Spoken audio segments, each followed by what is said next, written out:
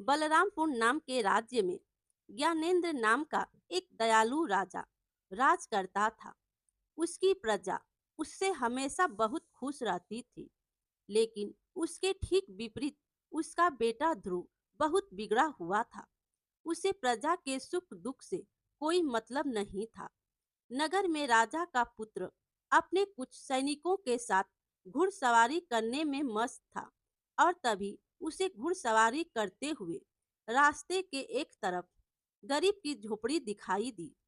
तो वह कहता है, इस झोपड़ी के ऊपर से गुजार कर देखा जाए, और अपने घोड़े की दिशा झोपड़ी की तरफ मोड़कर गरीब किसान की झोपड़ी को गिरा देता है।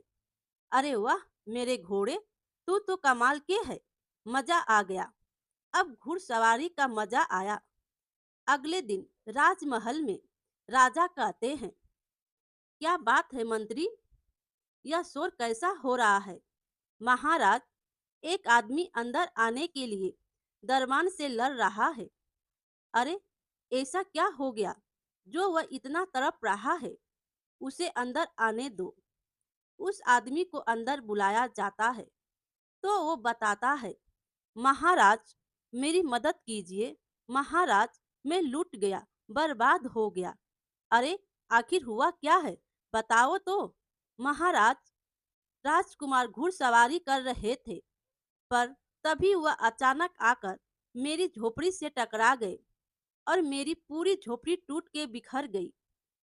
महाराज, बेघर हो चुका हूँ। महाराज, पर मुझे अपनी चिंता नहीं है, अपनी बीबी बच्चों की चिंता है, क्योंकि सर्दी का मौसम है महाराज, और ऐसे खुले में रहना उनके लिए बहुत खतरनाक है। वह मर जाएंगे महाराज, वह मर जाएंगे। मेरी मदद कीजिए महाराज। फिर महाराज कहते हैं, मंत्री, राजकुमार को बुलाओ। चिंता मत करो, हमारे होते हुए अन्याय नहीं हो सकता, तुम्हें न्याय मिलेगा। राजकुमार को बुलाया जाता है। जी पिताजी, बताइए, आपने मुझे याद किया। ध्रुव, यह मैं क्या सुन रहा हूँ? तुमने इस आदमी की झोपड़ी तोड़ दी। मैं इसका कारण जान सकता हूँ? पिताजी, बस थोड़ी सी टक्कर लग गई थी, कोई बड़ी बात नहीं है। वैसे भी वह झोपड़ी बहुत कमजोर थी, और वैसे भी मैं अपने घोड़े की ताकत को परखता रहता हूँ। बेटा, तुम्हारे लिए यह छोटी बात हो सकती है, लेकिन इसके लिए यह जीवन और मृत्यु का सवाल है। क्या तुम जानते हो कि सर्दी में बिना छत के रहना कितना कठिन होता है? घोड़ों की ताकत युद्ध भूमि में देखी जाती है, ऐसे गरीब नगरवासियों के घर तोड़कर नहीं। मुझे नहीं पता और जानना भी नहीं है। जरा सी गलती पर क्यों आप मुझे सुना रहे हो? मैं राजकुमार होकर अपनी मर्जी से कुछ फैसले भी नहीं ले सकता क्या? फिर राजा कहते हैं, ध्रुव, गलती का एहसास होना जरूरी है। जब तक तुम्हें किसी की कठिनाई का अंदाजा नहीं होगा, तब तक तुम कभी अच्छे राजा नहीं बन पाओगे। एक राजा का दिल हमेशा अपनी प्रजा के लिए धड़कना चाहिए। सर्दी का मौसम बहुत कठोर होता है, और गरीबों के पास इतने साधन नहीं होते कि वह इससे बच सके। तुम्हारी एक गलती ने इन लोगों को बेघर कर दिया। हाँ पिताजी, मैं समझ गया, अब चलता हूँ। राजकुमार ने राजा की बातों पर कोई खास ध्यान नहीं दिया और वह वहां से चला गया। फिलहाल राजा ने उस आदमी की झोपड़ी वापस ठीक करवा दी, लेकिन कुछ ही दिन बाद राजकुमार ने फिर से एक गरीब आदमी की झोपड़ी को तोड़ दिया, और वह भी सिर्फ इसलिए क्योंकि वह रास्ते में उसे अच्छी नहीं लग रही थी। फिर महाराज ध्रुव को कहते हैं, ध्रुव, तुम्हारा दिल पत्थर का हो गया है। तुमने फिर से एक गरीब की झोपड़ी तोड़ दी। क्या तुम्हें सर्दी में लोगों की तकलीफ का जरा भी एहसास नहीं है। पिताजी, वह झोपड़ी रास्ते में थी। मेरा मन खराब होता था उसको देखकर। तो महाराज कहते हैं, बस बहुत हो गया, तुम्हें अपनी प्रजा की पीड़ा का कोई एहसास नहीं है। अगर तुम में संवेदना नहीं है तो राजा बनने के काबिल नहीं हो। अब तुम इस महल से निकल जाओ और देखो कि गरीबों की सर्दी कैसी होती है। जब तुम उनकी तकलीफें खुद महसूस करोगे तब शायद तुम्हें समझ आएगा कि राजा का दिल कैसा होना चाहिए। आप मजाक कर रहे हैं ना? मैं राजकुमार हूँ इस नगर का।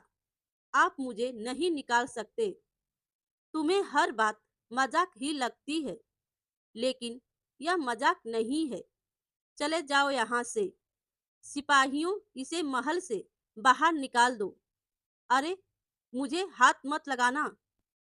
पिताजी, आप ऐसा नहीं कर सकते पिताजी। राजा के आदेश पर राजकुमार को महल से बाहर निकाल दिया जाता है। वो पूरे दिन तो इधर उधर घूमता रहा, लेकिन रात होते ही उसे बहुत तेज सर्दी लगने लगी। अब तो काफी वक्त बीत गया। पिताजी ने दरबान को आदेश दे दिया होगा कि मुझे अंदर आने दिया जाए। हाँ, अंदर चलकर देखता हूँ। वो महल में जाने की कोशिश करता है, पर दरबान उसे अंदर नहीं जाने देता। माफी चाहूंगा राजकुमार, लेकिन महाराज का आदेश है कि आपको अंदर ना जाने दिया जाए। अरे यार, मुझे लगा था शाम तक पिताजी का दिल पिघल जाएगा, पर ये तो बड़े सख्त हो गए। अब मैं कहाँ जाऊं? वो ठंड में ठिठुरता हुआ आगे चल पड़ता है। ठंड से उसकी हालत खराब हो रही थी। उसे समझ नहीं आ रहा था कि वह कहाँ जाए और क्या करे। तभी रास्ते में उसे मोहन मिला, जिसकी झोपड़ी राजकुमार ने तोड़ी थी।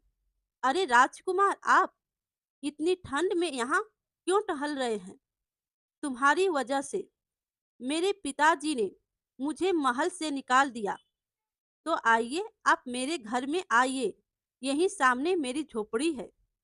महाराज ने ठीक करवा दी थी। तुम अगर नहीं भी कहते ना, तो भी मैं आने वाला ही था, क्योंकि तुम्हारी ही वजह से मैं बेघर हुआ हूँ। राजकुमार मोहन के साथ उसकी झोपड़ी में पहुंचता है, जहां उसकी पत्नी और बेटा उसका स्वागत करते हैं। अरे राजकुमार, आप आइए। राजकुमार, आपके कपड़े तो बहुत सुंदर हैं।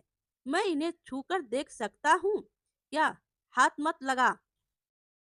तुम लोग इतनी छोटी सी झोपड़ी में कैसे रहते हो? मैं कहाँ लेटूंगा? बिस्तर कहाँ है? मुझे क्या पता था कि ऐसे दिन भी देखने पड़ेंगे। तो मोहन कहता है, हमारे पास बिस्तर नहीं है, हम नीचे ही लेटते हैं। ए लीजिए, आपकी चादर, लेट जाइए। राजकुमार एक चादर लेकर लेट तो जाता है, लेकिन उसे बहुत ज्यादा ठंड लगती है। तो वो उन तीनों की चादर भी उनसे छीन लेता है। लाओ, मुझे दो ये चादर, ठंड लग रही है बहुत तेज। हे भगवान, कितनी ठंड है! ये नगरवासी इतनी ठंड में इस झोपड़ी में पता नहीं कैसे रहते हैं। राजकुमार तो चार चादर ओढ़कर सो जाता है और वो लोग रात भर ठंड से कपकपा रहे थे। सुबह होते ही गंगा देखती है कि सूरज ठंड से कांप रहा है और उसका शरीर तप रहा है। सूरज को तो बहुत तेज बुखार हो गया है। अरे अरे, मेरे बच्चे, क्या हो गया? वैद्य को बुलाइए। सूरज, उठो बेटा। तो गंगा कहती है, अजी सुनो ना, कुछ करिए। आप वैद्य जी को बुलाइए। पर गंगा, मेरे पास तो वैद्य को देने के लिए पैसे भी नहीं हैं। तो राजकुमार कहता है, क्या हुआ? इतना शोर क्यों मचा रखा है? राजकुमार, सूरज को बहुत तेज बुखार हो गया है, पर हमारे पास इसका इलाज कराने के लिए पैसे नहीं हैं। सूरज की हालत देखकर पहली बार राजकुमार को उन लोगों के लिए थोड़ा बुरा लगता है। हे भगवान, मैंने इनकी चादर छीन ली। शायद इसी वजह से सूरज इतना बीमार हो गया। वह अपना हार उतार कर मोहन को देता है और कहता है, यह हार ले लो, इसे बेचकर सूरज का इलाज कराओ। राजकुमार, यह तो बहुत कीमती है। हाँ, पर यह सूरज के जीवन से ज्यादा कीमती नहीं है। जल्दी जाओ, वैद्य को बुलाओ। और हाँ, बाजार से कुछ और बिस्तर भी खरीद लेना। राजकुमार, आपने हमारी जान बचा ली। भगवान आपका भला करे। मोहन सूरज का इलाज करवाता है और साथ ही कुछ कंबल बिस्तर भी ले आता है। अगले दिन महाराज राजकुमार से मिलने आते हैं। अब कुछ समझ आया कि नहीं? महल की याद आ रही है? मुझे महल की कोई जरूरत नहीं। मैं यहाँ ठीक हूँ। जा सकते हैं। यह घमंड सही नहीं है ध्रुव, पर ठीक, जब तक तुम्हारा मस्तिष्क ठीक नहीं होता, यही रहो। धन्यवाद, पर मैं अपनी जगह पर खुश हूँ। राजा वापस महल लौट जाता है। उसी रात अचानक एक भयानक तूफान आता है। हवा की जोरदार आवाज से झोपड़ी हिलने लगती है और कुछ ही पलों में झोपड़ी टूटकर बिखर जाती है। मोहन, उसकी पत्नी, बेटा और राजकुमार सभी खुले आसमान के नीचे ठंड से कांपने लगते हैं। हे भगवान, अब हम क्या करेंगे? ये रात कैसे गुजारेंगे? माँ, बहुत ठंड लग रही है। गंगा, हमारे हाथ में अब कुछ भी नहीं है जो कर सके। अब बस इस रात को किसी तरह काटना होगा। फिर राजकुमार कहता है, ये ठंड इतनी कठोर है, कैसे सहते हो तुम लोग इसे रोज? तो गंगा कहती है, हम तो जैसे तैसे हर रात गुजार लेते हैं, लेकिन आज की रात तो बहुत भयानक है। फिर राजकुमार मन में सोचता है, मैंने जब इन लोगों की झोपड़ी तोड़ी थी, तब भी तो इनकी रात ऐसे ही गुजारी होगी ना। हे भगवान, मैंने क्या कर दिया था? जैसे तैसे सुबह होती है, लेकिन रात की सर्दी ने सबके शरीर को झकझोर कर रख दिया था। राजकुमार अपनी मोतियों की माला उतारकर मोहन को देता है और कहता, मोहन, ए लो, इसे बेचकर झोपड़ी को ठीक करवा लो। धन्यवाद राजकुमार। धन्यवाद तो ठीक है, पर तुम लोग ऐसे कैसे जीवन काटते हो? गरीब का ऐसा ही होता है राजकुमार। आप तो पहली बार गरीब की सर्दी देख रहे हैं। हमारा हर मौसम ऐसा ही है, कष्टों से भरा हुआ।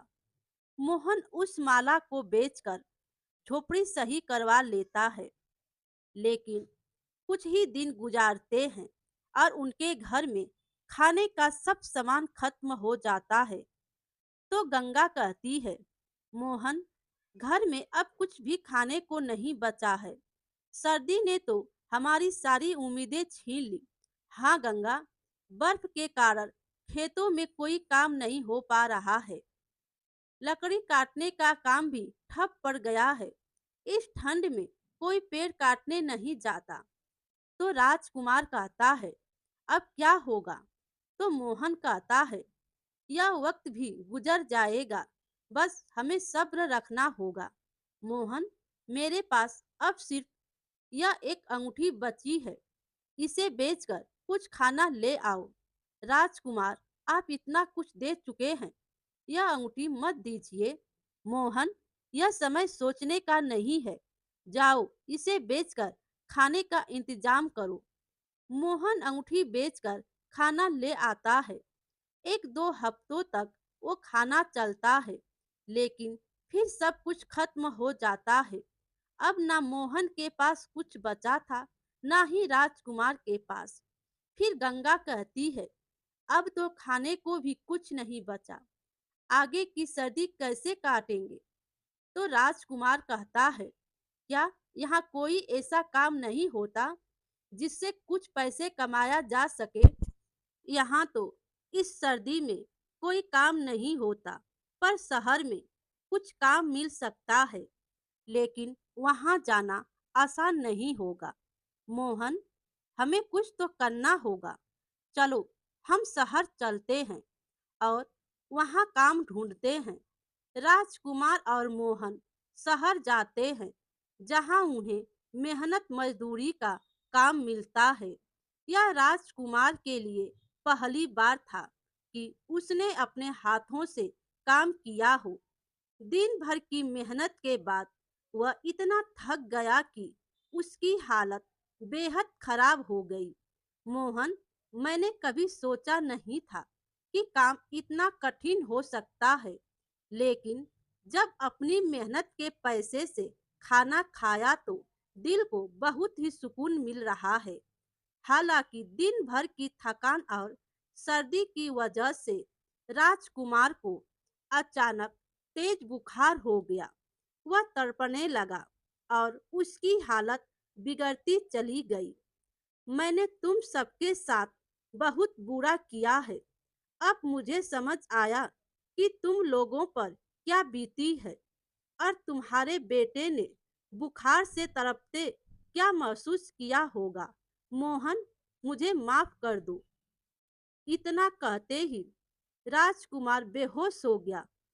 फिर जब उसकी आंखें खुली तो उसने देखा कि वह अपने महल के नरम बिस्तर पर लेटा है। मैं यहाँ कैसे पहुँचा? तो महाराज कहते हैं, बेटा, मैंने हर समय तुम पर नजर रखी थी। जैसे ही तुम्हारी तबीयत बिगड़ी, मैंने तुम्हें तुरंत महल में लाने का आदेश दिया। पिताजी, मुझे वापस जाना है। मैं मोहन और उसके परिवार के साथ रहना चाहता हूँ। नहीं बेटा, अब तुम जान चुके हो कि गरीबों का जीवन कितना कठिन होता है। तुमने उनकी परेशानियां महसूस की है। अब तुम्हारा यह कर्तव्य है कि तुम एक अच्छे राजा बनो और उनकी भलाई के लिए काम करो। राजकुमार को राजा की बात समझ आई। उसने तय किया कि वो अपने राज्य के गरीब लोगों की मदद करेगा। हाँ पिताजी, अब मैं समझ गया हूँ कि असली राजा वो होता है जो अपने लोगों की तकलीफों को समझे और उनका समाधान करे। मैं वचन देता हूँ कि सर्दी के खत्म होने से पहले मैं गरीबों के लिए गर्म कपड़े, कंबल और बेहतर आवास की व्यवस्था करूंगा। राजकुमार ने अपने वचन को निभाया।